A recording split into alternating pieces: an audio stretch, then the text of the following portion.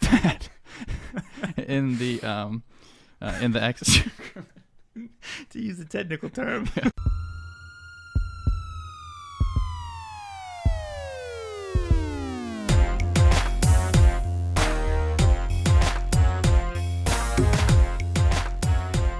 Hello, podcasting world, and welcome back to another episode of the Core Consult RX podcast. My name's Mike Corvino. With me is Cole Swanson. And check out our new and improved room. Pretty excited. New and improved room, new and improved table. Only took us about 2 hours to assemble. In our defense, they left the directions out of the box, so we had to completely wing it with our natural carpentry skills. And somehow there was like 46 pieces to put together one table, but I don't know why. It worked out. We made it look easy. Yeah, not like we would use the directions anyway, right? Yeah, it's true. Yeah, doubtful. We're basically engineers. I think so. So we'll do a how-to video later on. Yep. So yeah, the background needs some work still. We're gonna put some stuff up. It's still a work in progress. So people watching the video, it'll be okay. We'll make it look better. Yeah. But so it's definitely better. Now we can talk like this instead of to the side and take our mouth away from the microphones. Yeah. Volume keeps changing, so hopefully this will improve the quality too. So we'll see. Excellent. I'm excited. Me too. It's pretty cool. We had to travel a long way to get to this new studio. Yes. Many miles. Up my stairs. But we're ready to go. Yep. So today we are going to be talking about the management of obesity. Yes. We're going to talk about some non-surgical options, go through some of the medications that we have, and then we're going to talk about bariatric surgery as well. Yep. So kind of regular obesity, non-severe obesity, and then the more severe cases. We'll talk about bariatric surgery, which is something I didn't really know much about, but it's a pretty intense surgery. Not going to lie. Very interesting too. But it's very effective. It's come a long way. Yeah, for sure. All right, so where should we start? So obviously, the very first thing they try to do is diet and exercise. Right. So we're jumping the gun. We're kind of past that, and this is assuming that the patients have already attempted lifestyle management, and now they need something else. And not quite surgery yet, but we're at pharmacological treatment options. Some type of drug therapy. And for this, you would probably do more than just the standard, okay, for hypertension, we're doing 3 months of diet and exercise, and then if that doesn't work, we'll put you on medication. This might, be a little bit of a longer process. Patients who might be candidates would have a BMI probably greater than 30, or they'd have a BMI around 27 to 30 with other comorbidities who didn't meet a weight loss goal that you set. So maybe 5% body weight over 3 to 6 months or something like that. And after much consideration with them, you consider drug therapy. Exactly. And then we also have to consider, too, that a lot of these patients that are coming for actual help from a physician or some other provider, they're coming there after they've already tried and failed multiple attempts at various diets, various exercise programs, maybe some pill that they saw on TV that says you can eat whatever you want. Which we probably don't recommend. Yeah, never. I didn't have to change my eating habits. The exact same. They tried to recruit me for the commercial, but I turned them down. But so this is when they're coming in and they've already tried some things. So that most of them have been obese for a while and they've struggled with it. And we'll kind of jump right into the pharmacological treatment options, but also keep in mind there's a lot of other things that you'd have to assess. The patient's psychological state, et cetera, comorbidities. But, right. And we've already, we did a podcast kind of on nutrition. Yeah, that's right. We did one with Adam. Yeah, did one with Adam. Was that like number 2, number 3? 2. So, 2. Mm-hmm. Awesome. Yeah, that's when he flew down. Yeah, so we could always go more in depth on nutrition in a different podcast. There's a whole bunch there, and exercise. But, that was a good podcast. Our early days. Way back when. 10 episodes ago. Way back when. It feels like a lifetime. Yeah, it does. But for now, we'll focus on the drug therapy, which obviously, like we said, there's a process to get to before you start that. All right, so we'll start it off. And I'm kind of skipping to the, I don't want to say newer agents, but like phentermine Vendomycin, the ones that have been around for a long time. We'll kind of skip those the stimulants we're pretty familiar with. But let's jump right to orlistat. Sure. So it's available over the counter. That Ally pill is the brand name for it. ALLI. Yes. Yep. And basically it works by blocking pancreatic lipases. So the enzymes that are secreted from the pancreas that allow you to absorb dietary fats, it blocks those. And so the fats are basically added to the fecal matter and excreted. Several issues with this as far as side effects. Mm-hmm. Normally patients complain of abdominal pain. Patients will complain about headache, fatigue. Patients with diabetes have to worry about going hypoglycemic. And the number one side effect, it's actually very, very common. It's everyone's favorite, oily rectal leakage. Well, those are my favorite. Yeah, cannot get enough of them. But yeah, that would be enough right there. I would just be like, no way. It's fatty poo.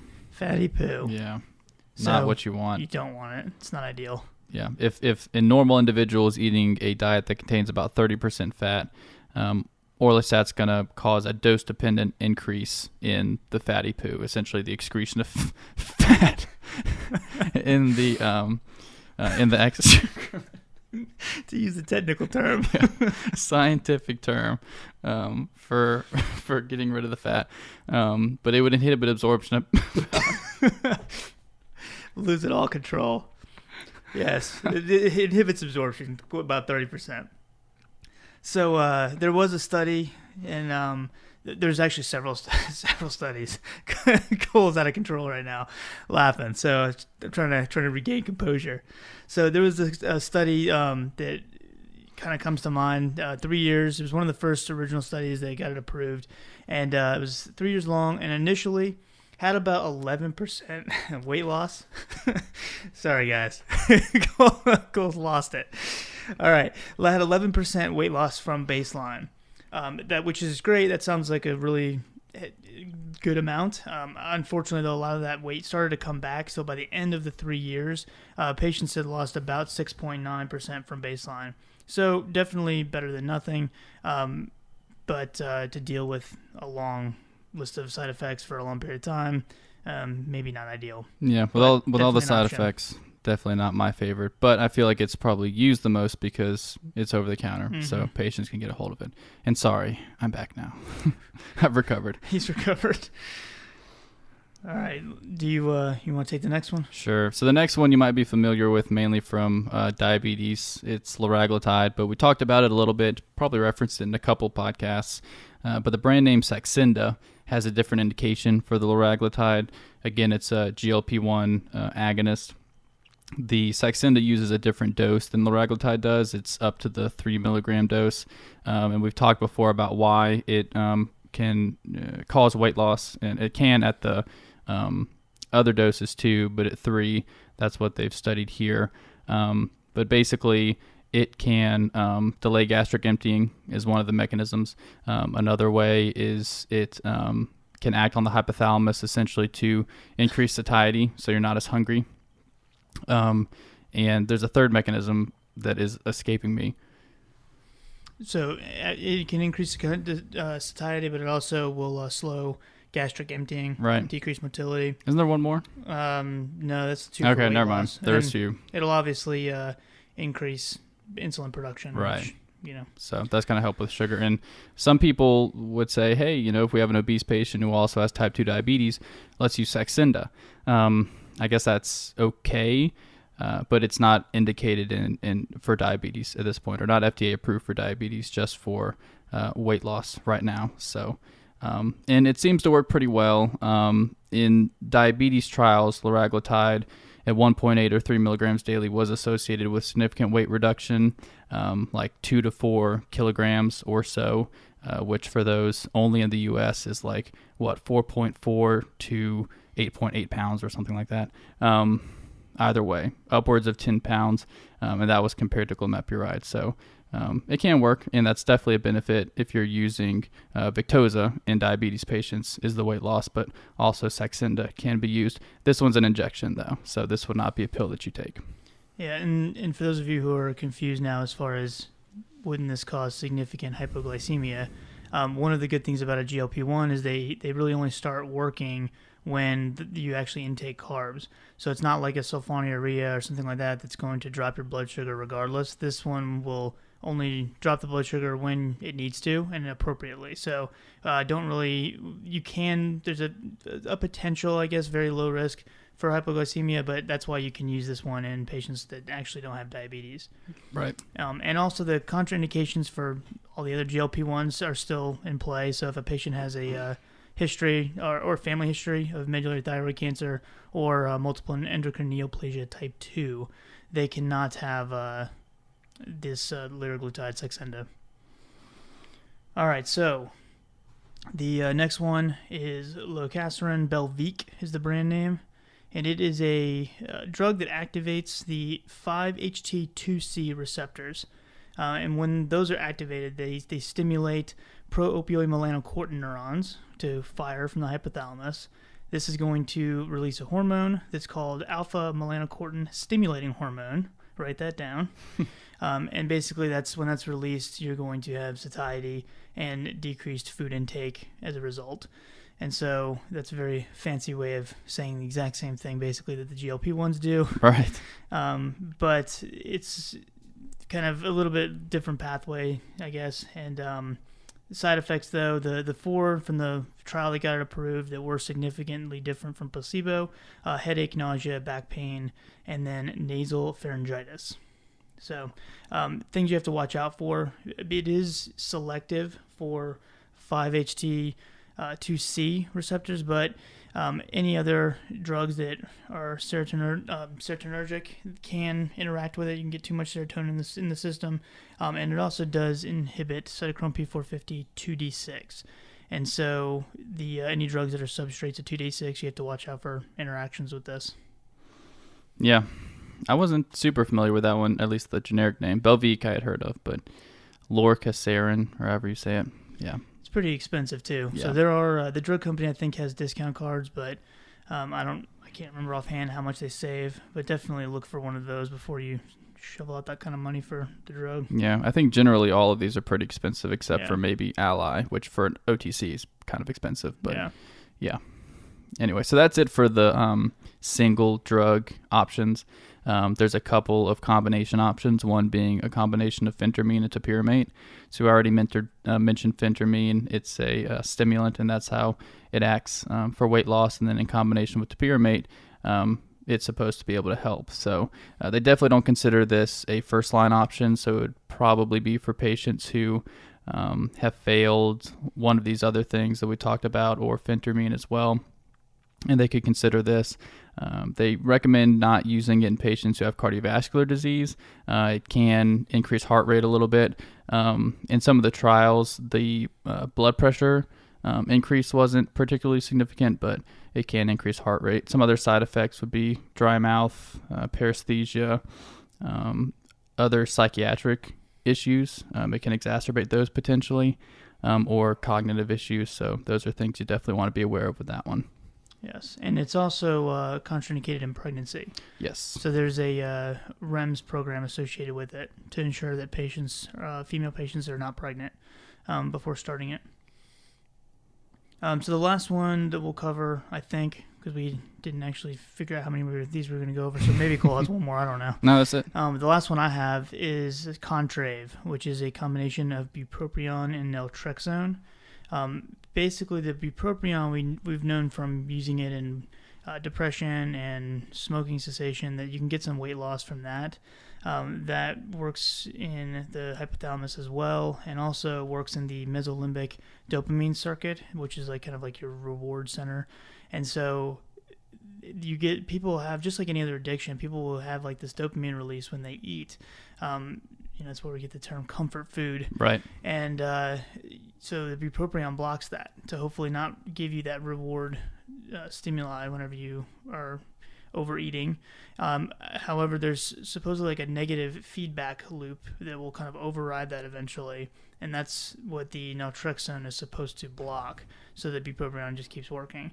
The mechanism is kind of, in theory, from everything that I've read, I don't think they've fully established exactly why it works to reduce weight, but it does. And I would be curious to see if you compare just bupropion to the combo, if you would see a significant difference. I would be surprised if you did. I would kind of think bupropion by itself would do enough. Right. But yeah, those are the then there's definitely other ones that are older agents, but those are the main ones you'll probably see nowadays. Yeah, and we know that because patients on SSRIs and even SNRIs can cause weight gain, so they might consider bupropion in a patient who they didn't want to gain weight. So we know that by itself it can contribute to weight loss. So cool. So those are some of the pharmacologic options. There might be other ones, probably other over-the-counter things and supplements that people use.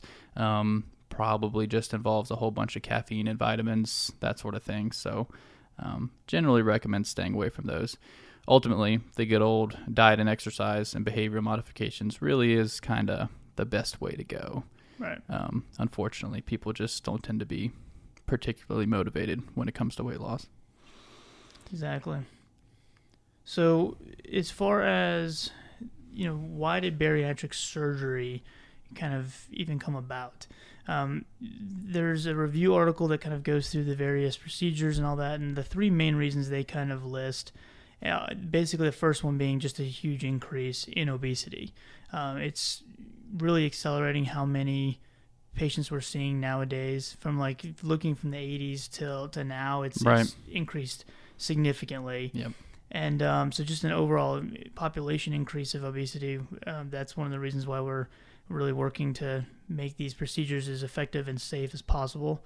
Also, they mentioned that obesity-related mortality and morbidity are huge concerns. Yep. And the more we study and the more we learn about some of the different effects that obesity can have on the system, they just really started to push the research now for bariatric surgery, because we know so many bad disease states can come about from long-term obesity. Yeah, and it's really starting at younger ages these days too, which is unfortunate, which leads to pretty much compounding snowball effect issues down the road and other comorbidities, complications, and death ultimately. So we want to get it under control.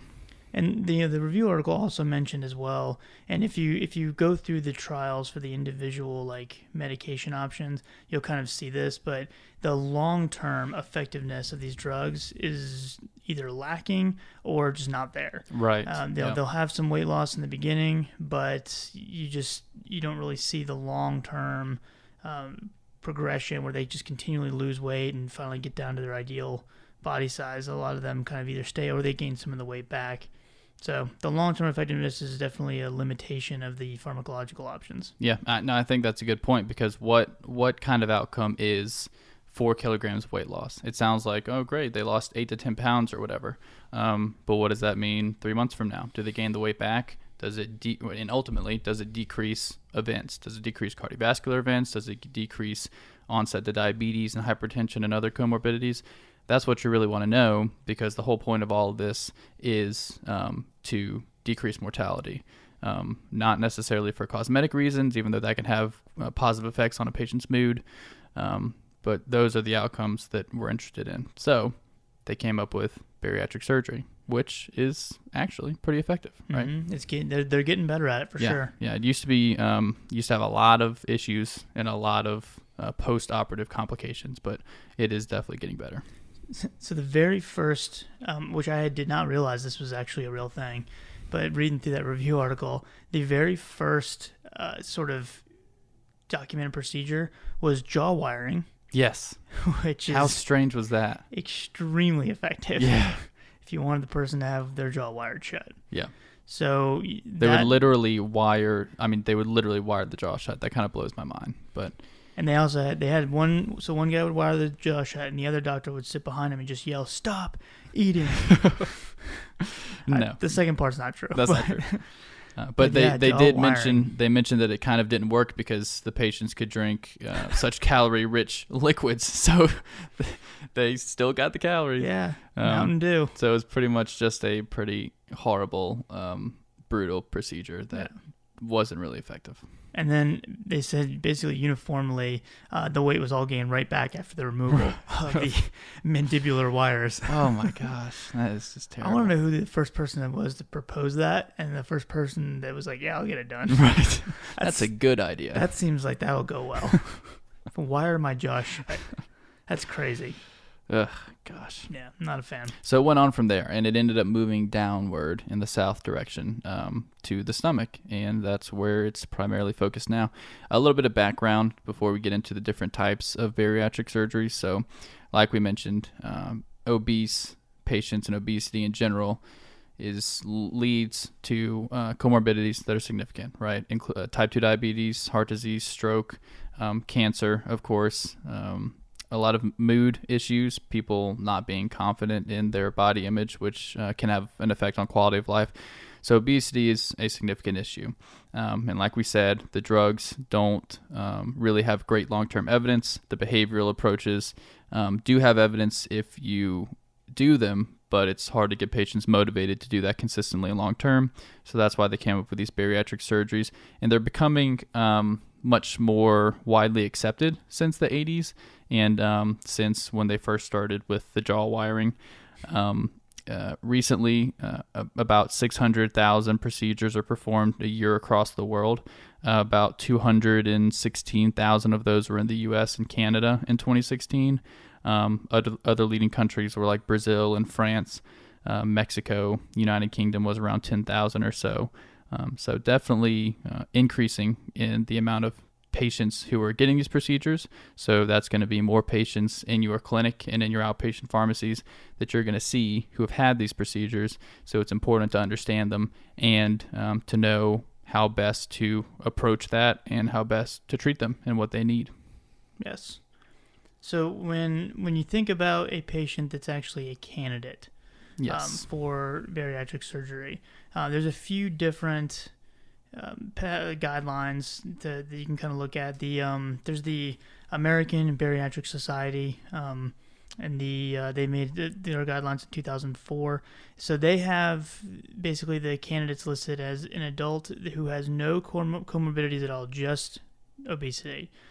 If they have a BMI of 40 or greater, they can be a candidate. If they do have even one comorbidity, it's 35 to 39.9. And obviously higher. But they list a whole slew of things as they consider comorbidities, and that includes type 2 diabetes, obstructive sleep apnea, hypertension. There is non-alcoholic fatty liver disease, just a ton. Asthma. GERD. Yes. So there's just...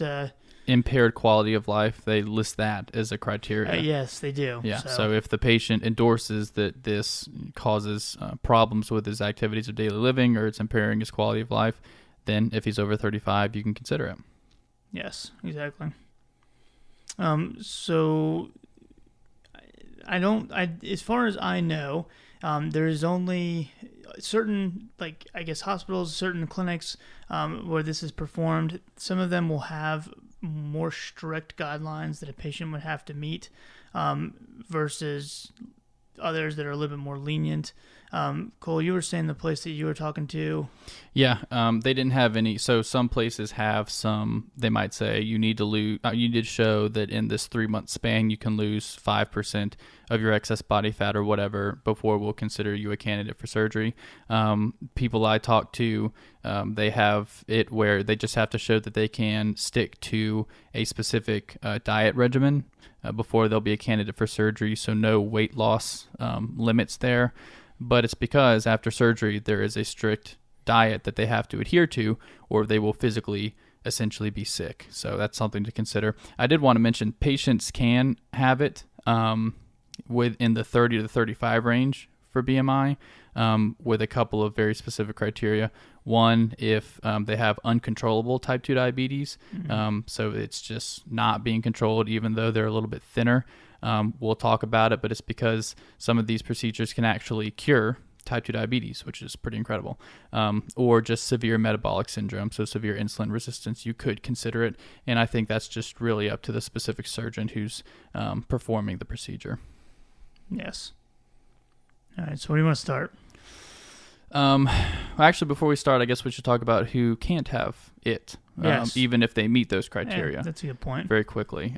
So one would be if a patient has a substance use disorder of drugs or alcohol. Many reasons for that, some being that the patients probably won't be able to adhere to the follow-up regimens, the medication regimens, and the diet regimens. Is one thing. Another is patients' tolerance of alcohol is going to go way down after they've had these procedures, and it can cause significant issues if they don't realize that. Others are untreated major depression or psychosis, because these procedures can have a significant effect on mood. So patients will meet with psychologists generally afterwards to follow up on that. Also, eating disorders, severe cardiac disease that would put them at risk with anesthesia if they have a severe coagulopathy, or if they can't comply with the nutritional requirements, so they don't meet the specifications for the diet before having the procedure. So those are things to consider with these patients. Good stuff. Yep. All right, so where are we going to start with the actual procedure? Which one do you want to go with first? You pick it. Sure. We can start with the sleeve. So there are a whole slew of procedures involving bands and various resections of certain parts of the intestine and stomach and staples and all kinds of things that are pretty considerate for somebody who doesn't know a whole lot about surgery. But there are three main ones that are considered safe and relatively widely used. One is a sleeve gastrectomy. So it's probably the lowest risk of the three that we'll talk about, generally speaking, but it also has the lowest reward. So, for example, this sleeve gastrectomy, which I'll kind of explain what it is in a second, at 2 years, you can generally expect a weight loss of about 60% of your excess body fat. So that's not, 60% of your whole entire person. But let's just say, for example, you're supposed to be, or your ideal body weight is 200 pounds and you weigh 300 pounds, then you might lose 60% of that excess 100. So that's what you can kind of expect. Long term, it actually has pretty good data. It really depends on the patient, but it looks like long term, the rates are still considerable, not upwards of 60%, probably below 50%. But a lot of patients do maintain adequate weight loss long term. So basically what they're doing, it's a sleeve gastrectomy, so partial gastrectomy where the greater curvature of the stomach is removed and a tubular stomach is created.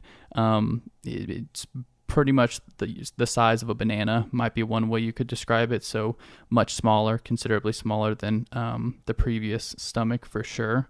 And it was initially offered in patients who had super severe obesity, so BMIs greater than 60, but now it can be considered in those various patients that we talked about. But it is a little bit easier to perform than the Roux-en-Y gastric bypass that we'll talk about in a second. But like I said, low risk, low reward here. And this one is also not known to cure diabetes like the other two we will talk about. Good stuff. Yep. So the Roux-en-Y gastric bypass, and I wish we need to make our own versions of pictures of this, because I don't want to steal anybody else's, but it's pretty crazy to see, especially this one. Yeah. So they basically take the stomach and they divide the stomach pouch. And it creates this small pouch on top where it holds about an ounce of food. And obviously that's going to make the patient full very quickly. Mm-hmm. And then over time it stretches a little bit, but it still holds very small amounts of food even after periods of time after the surgery. One way to describe it is the size of like a large egg. Yeah, there you go. And the small intestine then is connected and continues down from that small egg of a stomach that the person now has. And so that the patient's not able to absorb the calories nearly as quickly, because it's going right past most of the stomach as well as most of the duodenum. And the metabolism is also improved because you're getting a massive release of all these hormones. And specifically speaking, GLP-1 is released, and that's one of the reasons why we probably are seeing such quick turnarounds with patients with diabetes, returning back to normal hemoglobin A1C levels. because the GLP-1, obviously we know from our medications, is a great producer or driver, I guess, of insulin production. And so when you get these big natural secretions of it, it's probably helping these patients get their blood sugar under control. Yeah, and what's interesting is that it's not necessarily, okay, so they had this procedure, they lose weight over a period of 6 months to 2 years, and their A1C improves, and so we can quote-unquote say that it cures diabetes. Some patients, within 24 hours, it cures diabetes, so it's pretty incredible. And like you said, they think it has to do with just this influx of hormones and a almost automatic decrease in insulin resistance, but it's kind of unclear. So if anybody has a better explanation for why that happens, I'm definitely all ears, because I think it's fascinating for sure. Have we ever seen any, like, I haven't personally seen, like, I've heard of people saying the 24 hours. I've never seen any, like, documented case reports. Have you? No, I have not actually looked at them. We should see if we can find them. We will we'll post them if we can find, like, officially documented. Because that's word of cases. mouth for me, unfortunately. So that's and you heard it from reliable sources, but it'd be people cool who work with these patients. If we can get some documentation and actually post it on the website, that'd be pretty cool. Sure. And one important thing about the Roux-en-Y, which is by far at this point the most common. So if you hear a patient, they might say it had gastric bypass. They might not necessarily had gastric bypass, but it's just a pretty ubiquitous term. It's like calling Band-Aid, because Band-Aid's a brand. It's not actually what those sticky substances that you put over wounds are. People will say gastric bypass for any sort of bariatric procedure, but this is specifically the Roux-en-Y gastric bypass, very common. In the sleeve gastrectomy, they do actually remove the stomach and replace it with that banana-like sleeve. In the Roux-en-Y, the stomach actually stays in. They just separate it from that egg-like pouch. So the stomach contents are still connected to a piece of the intestine, which they essentially divert further down the intestinal process so that those juices and enzymes and whatnot can continue with the digested food and kind of continue that process. So that's a big distinction between these two, is that the stomach is actually still there. Yeah, which is crazy. I think this is fascinating. I apparently just don't know anything about surgeries. I'm also kind of mind-blown about the whole Band-Aid situation, because I have actually never put that together in my own head. But yeah, I was speechless when you were talking about that. Yeah, brand name, registered trademark. Interestingly, it's actually not registered trademark anymore. They officially had that removed because it became so commonplace to call it Band-Aid. But nice of them. Kleenex is the same way. That's a brand. Yeah, true. For little thin pieces of tissue paper. The Kleenex thing, I can get my head around that. But the Band-Aid, that's whew. Band-Aid brand, because Band-Aid sticks on me. They had to specifically say Band-Aid brand, not Band-Aid, but Band-Aid brand, so you would know that. I always thought that was just a filler. Yeah, they're just trying to make a good jingle. Amazing. You just got a taste of my singing voice, by the way, so that's official now. Voice of an angel. All right, so you want to go through the third one? Sure. I will attempt to go through the third one. You like how I just immediately jump back? Down the rabbit hole, shoot the rabbit, boom. Yeah, no segue, right back. We're just good. Back to it. Anyways, so the third one is kind of an extension of the, or not an extension, but a similar to the sleeve gastrectomy, just like way more complex. So it's called the biliopancreatic diversion with the duodenal switch. I will encourage you to look that up and read about it, because I'm not going to attempt to go through all the different pieces of that, because it's extremely complex. And that should tell you something. So with the sleeve gastrectomy, I mentioned that you can expect around 60% excess weight loss. With the Roux-en-Y, you're looking at about 70%. So it's a little bit higher risk, but higher reward. The switch is what they call it, but the duodenal switch is the highest risk, but highest reward. So you might see between 70 and 80% excess weight loss, which is just, incredible. So yeah, I won't go into the whole process of that, but there is also just a biliopancreatic diversion, but this is specifically with duodenal switch. So extremely effective long-term weight loss, extremely effective cure rate for diabetes, which I don't actually have a number on that, but apparently it works very well. I want to say it's like 2/3 of patients, or 60%. It's pretty high. It's pretty significant, which is just amazing. which I definitely, I think there's a negative connotation out there about bariatric surgeries, even among healthcare professionals who don't interact with it very much, but definitely with the lay public, that patients might elect to have these done for cosmetic purposes and they just want to lose weight. But that's really generally not the case. From talking to people who work with these patients and talking to a few patients who've had this done, it's generally that these patients have tried everything. I mean, if you say, so what diets have you tried? Because that's a pretty standard question to ask them. They will literally list every diet known to man that they've tried. They've tried exercise, they've tried other medications, and they are just such high risk now. Because even though you can have a BMI of 35 or 40 or whatever, in a lot of the studies, the average BMIs were in the 60s. So these are pretty severely obese patients who are having this considered. And it is more common in females than males for the most part, but not to a significant degree. But yeah, so it's definitely patients who have tried everything. They're very high risk. Their doctors are recommending this, and they're not just doing it for cosmetic purposes. Good deal. So what do you think? Should we go over the the post-surgery kind of macro and micronutrients? Sure, for sure. Yeah, so the follow-up it pretty much depends on your institution, but some places follow up 1 week after, then a month, then 3 months, 6 months, and then a year.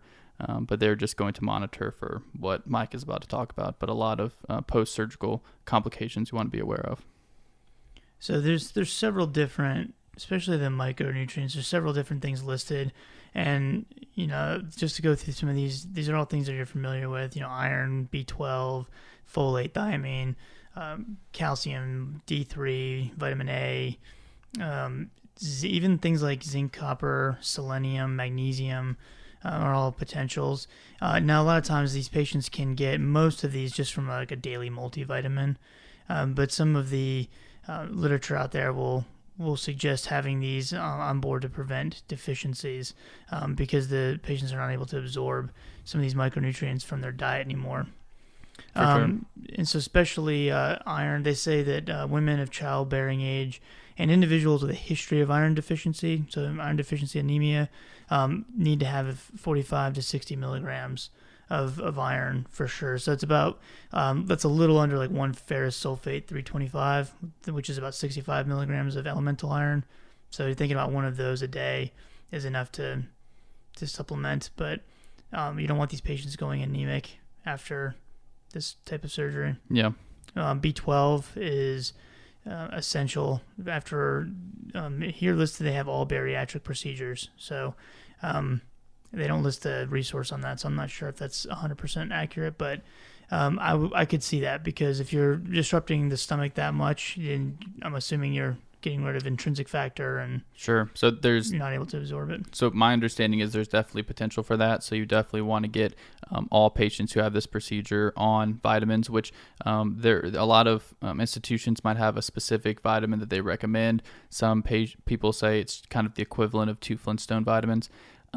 It really just depends, just making sure you get everything you want in there. Calcium and vitamin D is another thing, even though there hasn't been a correlation with increased osteoporosis development or fracture risk from these procedures, but you just want to make sure that they have everything they need on board. But specifically to that, it does depend on the procedure, how severe the vitamin deficiencies are. So with the sleeve gastrectomy, it's not as important that they have the vitamin on board, but you're not really going to tell them that because you want them to take that multivitamin because it's not going to hurt them. But in some cases, it could be harmful if they don't have it on.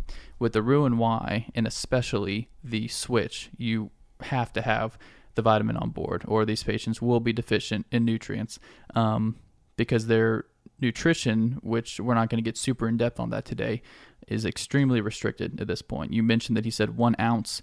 Some people say 30 mils. So just imagine how much that is. Those of you who measure out, water in a graduated cylinder every once in a while, 30 mils isn't a whole lot for a meal. So they generally recommend, especially at the beginning, starting out with 4 to 6 small meals a day. And they might call them like snack-like meals. They don't really use the word snack because that has a negative connotation for, chips and soda and whatnot. But snack-sized meals. And they also recommend at the beginning not drinking any water 30 minutes before, 30 minutes after eating, or the water will just fill them up and they won't be hungry. So they're not going to get the nutrients. The nutrients. Man, I just mixed two words. So it's never been done before. So you want their nutrition to be high in lean proteins. You want them to get all the vitamins and minerals, a lot of vegetables. They can have fruit, but you want to be careful with too much sugar. So stay away from the excess sugar, stay away from the excess fat. One risk is dumping syndrome, where apparently if they have too much sugar or fat, it could more or less go right through them and cause a pretty severe sickness, causing shaking and sweating, like a severe hypoglycemia with diarrhea, nausea, and vomiting. So most patients do experience that at least once. A lot of patients actually have some, like every once in a while, every week or every month, vomiting episodes, sometimes throughout their entire lives, but they actually say that that's not really that big of a deal. What is a big deal is the dumping syndrome. So it's important that they get very good nutrition counseling, which they'll almost always have a dietitian on board at these bariatric clinics to counsel the patient on all of that. But that's just a few considerations for these patients, along with the nutrition. The multivitamin. And there is a lot of these procedures that are still under investigation. I'm going to just read some of these off that they're actually currently looking at. So just investigational, they have intragastric balloon. They have aspiration therapy. They have a endoluminal vertical gastroplasty. I don't know what any of these are, by the way. I've done zero research. I'm just reading. Endoscopic gastrointestinal bypass devices. That sounds interesting. Vagal blockade.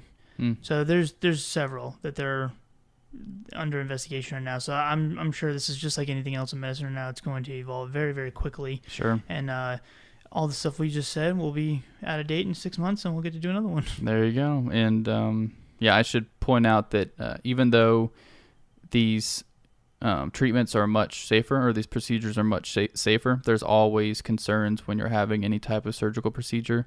You're being put under general anesthesia, so that's a consideration. Bleeding risks down the road, various other surgical complications. These are all done primarily laparoscopically now, which is just much better as far as wound healing and scars and risk for infection.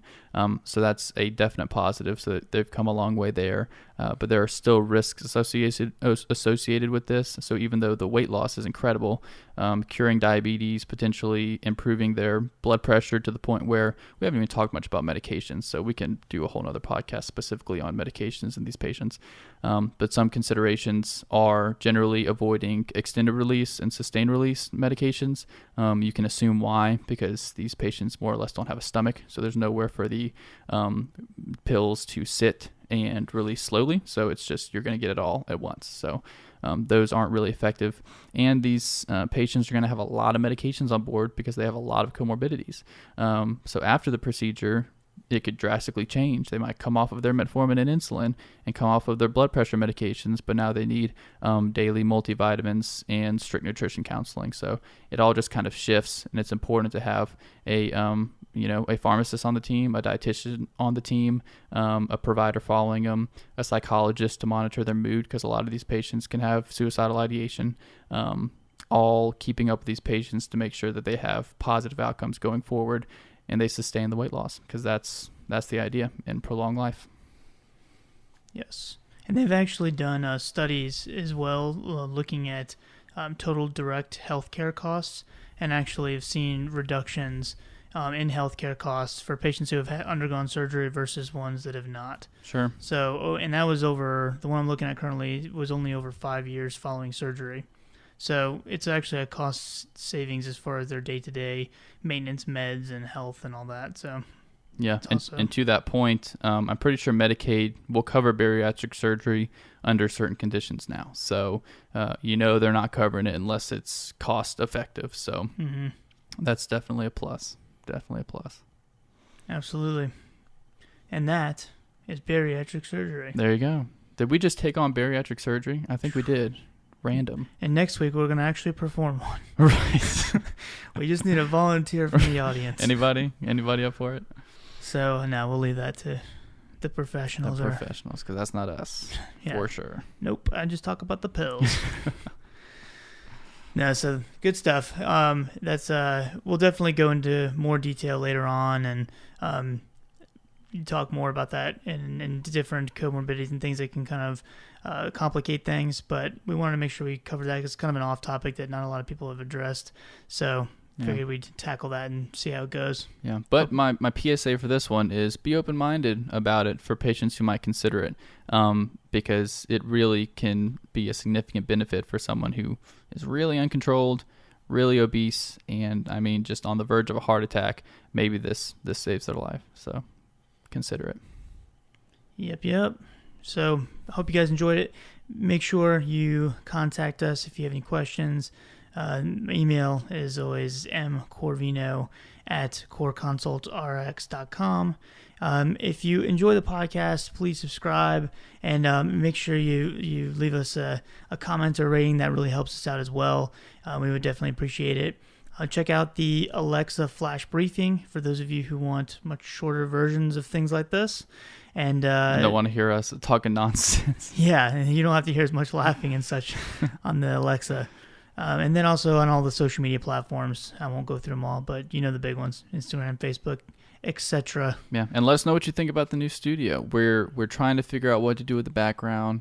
We have limited space to work with, so if you have any recommendations, let us know. Yeah, I'm voting Batman poster, but we're gonna. I like it. Keep Dark Knight. Keep that in our back pocket for now. Maybe a Joker poster just right beside it. It's a good idea. I think it's done. All right. Never mind. You'll have to email us. Yeah, never mind.